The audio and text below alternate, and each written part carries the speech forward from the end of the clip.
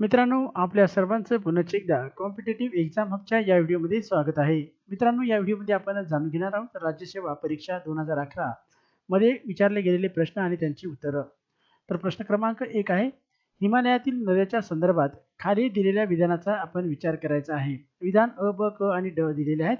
तर अ विधान बघू शकता, त्यांची झीज करण्याची क्षमता प्रचंड आहे.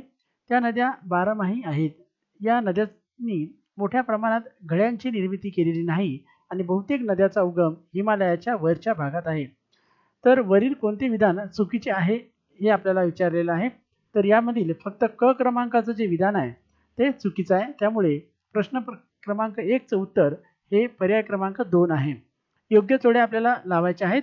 आपण बघू शकता, स्तंभ 1 आणि स्तंभ 2 इकडे दिलेले आहे.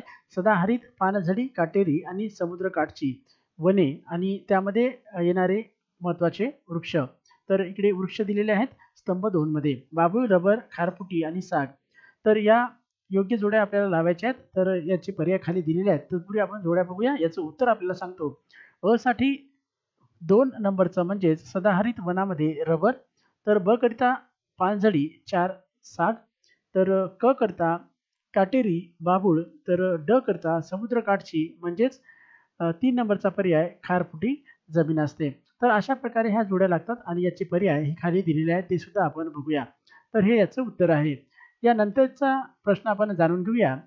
हिंदी महासागराच्या विषुववृत्ताजवळ स्थित असलेल्या कमी दाबाच्या विस्तीर्ण पट्ट्यास काय नाव आहे? तर पर्याय आपल्यासमोर आहेत. यापैकी आंतर उष्णकटिबंधीय केंद्रीय भवन पट्टा असं हे त्याचं नाव आहे. म्हणून पर्याय क्रमांक 1 हे प्रश्न क्रमांक 3 चं उत्तर आहे. वाळू मिश्रित लोम प्रकारची मृदा कोणत्या पिकासाठी उपयुक्त असते असा प्रश्न आहे. तर वेगवेगळ्या प्रकारचे पीक दिलेले आहेत. यामध्ये पर्याय क्रमांक 3 मधील तांदूळ हे याचं उत्तर आहे. भारतातील एकूण वनक्षेत्रापैकी सर्वात जास्त क्षेत्र कोणत्या वनांनी व्यापलेलं आहे?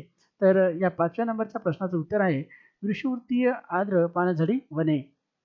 यानंतरचा प्रश्न आहे, लोखंडाचा सर्वात शुद्ध प्रकार हा आहे. तर याचं उत्तर आहे रॉट आयर्न. 6% कमी उतार असणाऱ्या जमिनीकरिता कोणत्या प्रकारचे बांध अधिक योग्य असतात? तर याचं उत्तर आहे समतोल बांध. तर इथे 4 पर्याय सुद्धा दिलेले आहेत वेगवेगळ्या बांधाचे. त्यामधील पर्याय क्रमांक 2 म्हणजे समतोल बांध हे याचं उत्तर आहे.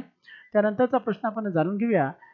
ज्वारीचा कोणता वाण लह्यासाठी शिफारसीत आहे? तर याचं उत्तर आहे फुले पंचमी. यानंतरचा प्रश्न आहे, एकक क्षेत्र जमिनीवर पीक वाढीच्या कालावधीत पर्णक्षेत्र निर्माण करण्याच्या क्षमतेला काय म्हटलं जातं? तर उत्तर आहे मित्रांनो पर्णक्षेत्र कालावधी. तर अशा प्रकारचे हे प्रश्न आहेत. त्यानंतरचा प्रश्न आपण जाणून घेऊया. प्रश्न क्रमांक 10. जमिनीची धूप मापनामध्ये म्हणजे USLE ही संज्ञा कशाशी संबंधित आहे? तर उत्तर आहे युनिव्हर्सल सॉइल लॉस इक्वेशन. त्याच्यासाठी ही संज्ञा संबंधित आहे. यानंतरचा प्रश्न आहे 11 क्रमांकाचा. जिप्समचा वापर कोणत्या जमिनी सुधारण्यासाठी करतात? तर याचं उत्तर आहे चोपण जमिनी. यानंतरचा प्रश्न आहे, उस्मानाबादी ही जात कोणत्या जनावराची आहे? तर ही जात मेंढीची आहे. यानंतरचा प्रश्न आपण जाणून घेऊया. बरबटीचे पीक कशासाठी पेरले जाते? वरील सर्व भाजीपाला, वैरण, हिरवळीचं पीक यासाठी. यानंतरचा प्रश्न आपण जाणून घेऊया. यानंतरचा प्रश्न आहे, दुसरी हरित क्रांती भारताच्या कोणत्या भागामध्ये झाली? भारताचा पूर्व भाग. यानंतरचा प्रश्न आहे, पाणी व्यवस्थापन नियंत्रण परिस्थितीत पाण्याचे जमिनीत होणारे शोषण जलसंधारणा एकाच वेळी अचूकपणे मोजण्याचे यंत्र कोणते? तर लायसीमीटर.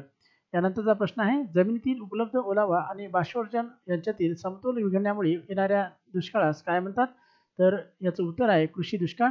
तत्पूर्वी मित्रांनो हा एक प्रश्न आपण बघून घ्या. उस्मानाबादी ही जात कोणत्या जनावराची आहे? तर याचं उत्तर मेंढी नसून बकरी आहे. बकरीची ही उस्मानाबादी जात आहे, मेंढीची जात नाही.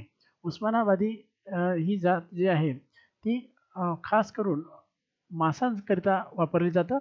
हा प्रश्न जो इथे मेंढी केलेला आहे हा पर्याय इथे चुकीने झालेला आहे. याचं उत्तर आपण समजून घ्यायचं आहे. उस्मानाबादी ही जात बकरीची आहे. तर यानंतरचा प्रश्न आहे, सर्वसाधारणपणे पिकांची आधारभूत किंमत कशी असते? तर उत्तर आहे बाजारभावापेक्षा कमी असते. यानंतरचे प्रश्न आपण जाणून घेऊया. वातावरणातील कोणता थर हा दाट असून तो एकूण वातावरणाच्या 85% इतका व्यापलेला आहे? तर याचं उत्तर आहे ट्रोपोस्फियर. पुढीलपैकी कोणत्या जमिनीमध्ये स्फुरदचे स्थिरीकरण जास्त होते? तर उत्तर आहे आम्लधर्मीय.